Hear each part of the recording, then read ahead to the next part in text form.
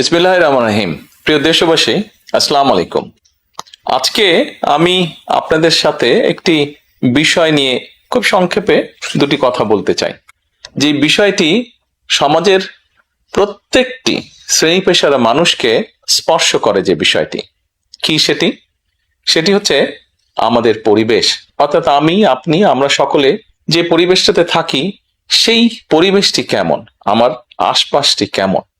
আপনারা নিশ্চয়ই অধিকাংশ ক্ষেত্রে খেয়াল করে দেখেছেন, আমরা ঢাকা শহরের যে কোনো রাস্তাঘাটই হোক, যে কোনো এলাকাই হোক, যে কোনো জেলা শহরের এলাকাই হোক, রাস্তাঘাট হোক, এমনকি উপজেলা পর্যায়েও ক্ষেত্র বিশেষে বিভিন্ন গ্রামগঞ্জেও আমরা দেখেছি যে যেখানে বাজার ঘাট বা রাস্তা চলাচলে বেশি, সেই জায়গাগুলোতে চারিদিকে একটা জিনিস খুব পরিষ্কারভাবে চোখে পড়ে, যেটি আমরা যখন ছোট ছিলাম, আজকে থেকে 40 বছর আগে, 30 বছর আগে দৃশ্যটা এমন ছিল না, কিন্তু বর্তমানে দৃশ্যটা এইরকম। সেটা কেমন?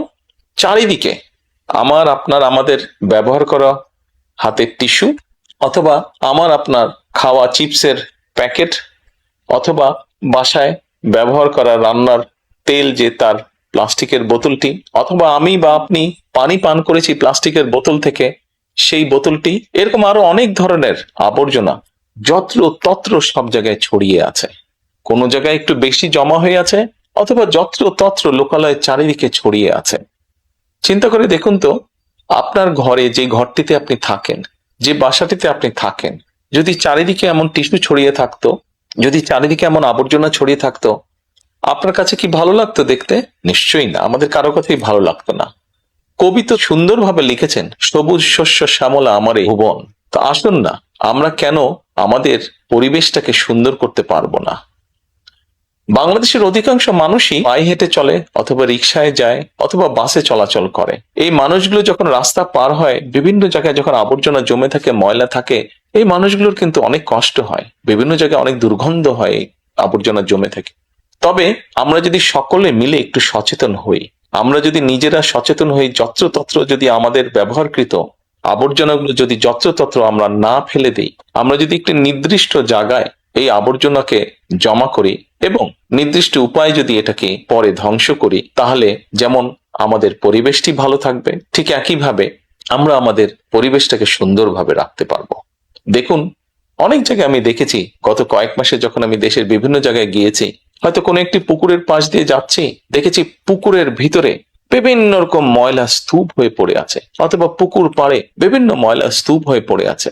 অথচ একসময় কিন্তু এই পুকুর পাড়ে মানুষ বিকেলে বসতো, গল্প করত পরিবার পরিজন নিয়ে, কিন্তু এখন আবর্জনার জন্য সেটি সম্ভব হয় না। ঢাকা শহরেও বিভিন্ন পার্ক আছে, বিভিন্ন জেলা শহরেও বিভিন্ন পার্ক আছে। আমরা পার্কগুলোতে যাচ্ছি বিকেল বেলায় পরিবার পরিজনকে সাথে নিয়ে, কিন্তু গিয়ে যখন আমরা চিনেবাদাম খাচ্ছি, অথবা চিপস খাচ্ছি, অথবা বাচ্চারা লজেন্স খাচ্ছে, খেয়েই আমরা জিনিসটা সেখানে ফেলে দিচ্ছি। আমরা যখন যাই তখন হয়তো যারা পরিচ্ছন্ন কর্মী তারা হয়তো পরিষ্কার করে রাখছে, কিন্তু আমরা যখন বেরিয়ে আসছি তখন আর সেটি আগের মতন পরিষ্কার থাকছে না।